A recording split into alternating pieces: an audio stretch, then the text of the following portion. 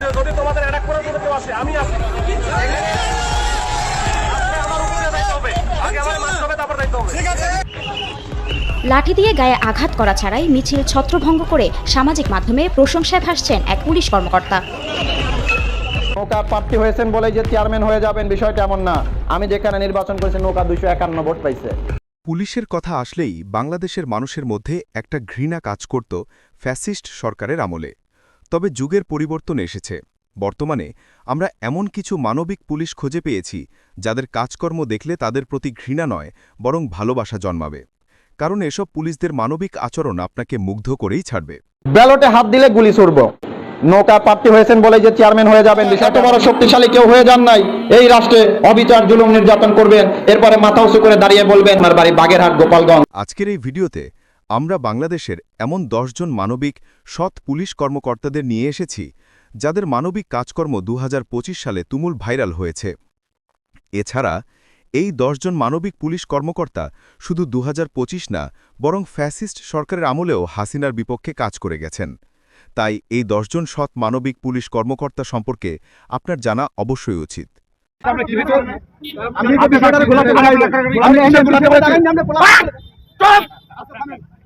প্রিয় দর্শক, চলুন জেনে আসি সেরা 10 সৎ মানবিক পুলিশ কর্মকর্তার তালিকায় কে কে রয়েছে।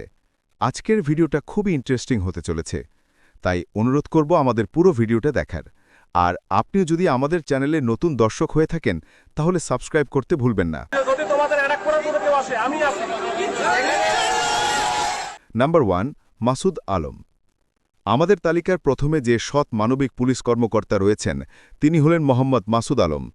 2024 সালের জুলাই গণ অভ্যুত্থানে যখন ফ্যাসিস্টের পালিত পুলিশ বাহিনী সবাই কিল্লিং মিশনে নেমেছিল, সে সময় পুলিশ কর্মকর্তা মাসুদ আলম যেন সবার থেকে ব্যতিক্রম।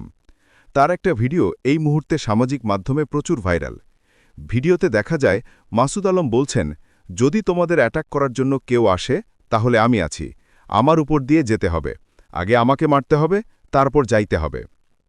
জুলাই গণ অভ্যুত্থানে যখন সব পুলিশ অফিসাররা অমানবিক, তখন এই মাসুদ আলম যেন একজন সৎ মানবিক ব্যক্তি, যিনি ছাত্রদের আগলে রেখেছেন।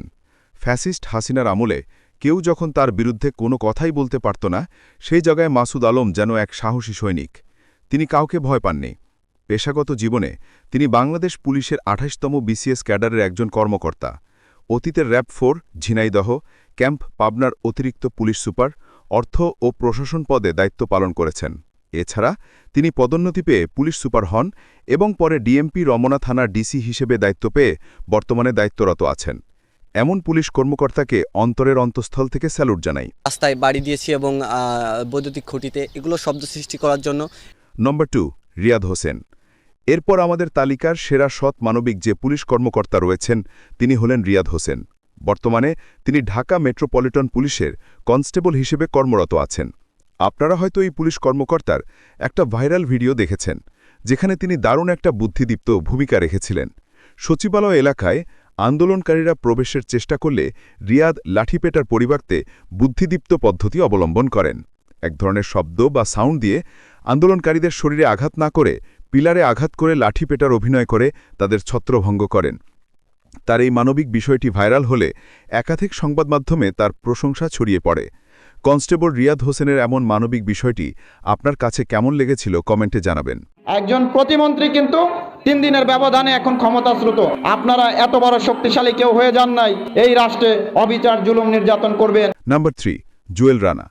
ফ্যাসিস্ট হাসিনাকে বৃদ্ধাঙ্গুলি দেখিয়ে জনসাধারণের সম্মুখে করা একটা সতর্কমূলক ভাষণ দিয়েছেন এক পুলিশ কর্মকর্তা।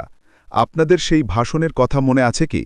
তিনি হলেন সৎ ও মানবিক পুলিশ কর্মকর্তা, যিনি কুমিল্লার একটা ইউপি নির্বাচনে ভোট চুরি যেন না হয় সেজন্য সবার সামনে বলেছিলেন, নৌকা প্রার্থী হয়েছেন বলে চেয়ারম্যান হবেন সেটা ভুলে যান।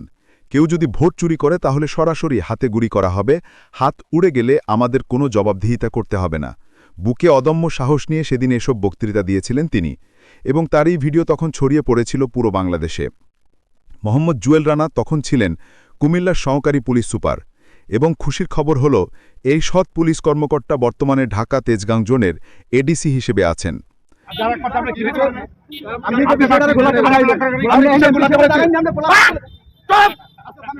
নাম্বার 4, মোহরম আলী।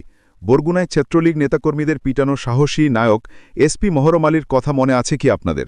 যে মহরম আলী ছিল অন্য সব পুলিশ সদস্যদের থেকে সম্পূর্ণ আলাদা, যিনি ফ্যাসিস্ট হাসিনাকে মোটেও ভয় পেতেন না। এসপি অতিরিক্ত পুলিশ সুপার মহরম আলী বাংলাদেশের পুলিশ দলে পরিচিত এক কর্মকর্তা, যিনি বরগুনা জেলা পুলিশে কর্মরত ছিলেন।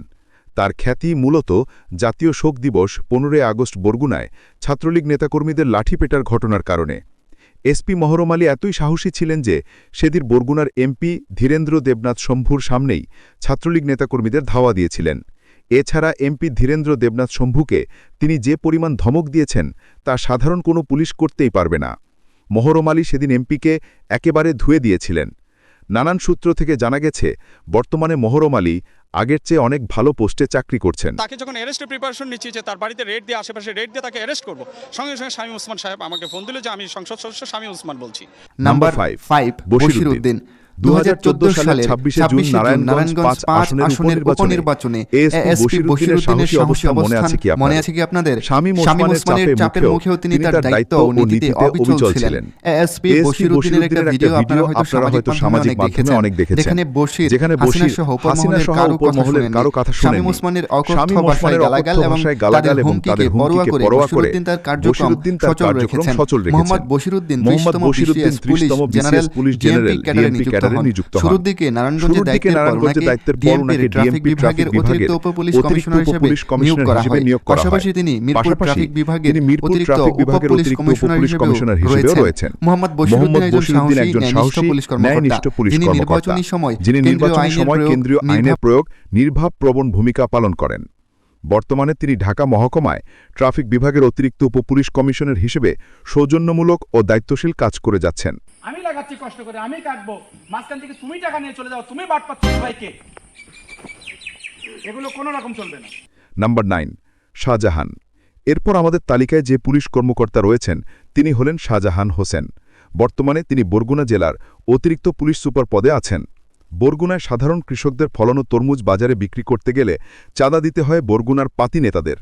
এমন খবর বরগুনা জেলা এই অতিরিক্ত পুলিশ সুপারের কানে গেলে তখন ঘটনাস্থলে এসে চাঁদাবাজদের চরম অপমান করেন শাহজাহান এবং তিনি কৃষকদের বলেন এই চাঁদাবাজদের জন্য একটা টাকাও দেয়। একটা ভাইরাল ভিডিওতে আপনারা হয়তো এই শাহজাহানের সাহসী কথাগুলো শুনেছিলেন। তার এমন সাহসী কথার জন্য তাকে সালাম জানাই। মাদ্রাসার ছাত্ররা কিন্তু বিভিন্ন জায়গায় ভালো করতেছে না? এটা কি ভালো জিনিস না? তাহলে আপনারা ইহকালে পাচ্ছেন, পরকালে পাচ্ছেন। নাম্বার 10 আজাদ উদ্দিন। পুলিশের আরও এক গর্বিত নাম মোহাম্মদ আজাদ উদ্দিন, যিনি সাধারণ মানুষের জন্য খুবই মানবিক একটা মুখ। বাংলাদেশের মানুষের কাছে একটা ভরসার নামে আজাদ উদ্দিন। তার কথাবার্তা শুনলে আপনি তার ভক্ত হয়ে যাবেন। আজাদ সাহেব তার নিজ দায়িত্ব পালনে কখনো কোনো রকম অবহেলা করেন না। এছাড়া সাধারণ মানুষের জন্য তিনি সবসময় নমনীয় থাকেন। প্রিয় দর্শক, সেরা 10 সৎ সাহসী মানবিক পুলিশ কর্মকর্তার তালিকায় আপনার পছন্দের পুলিশের নাম কি কমেন্টস করে জানাতে ভুলবেন না।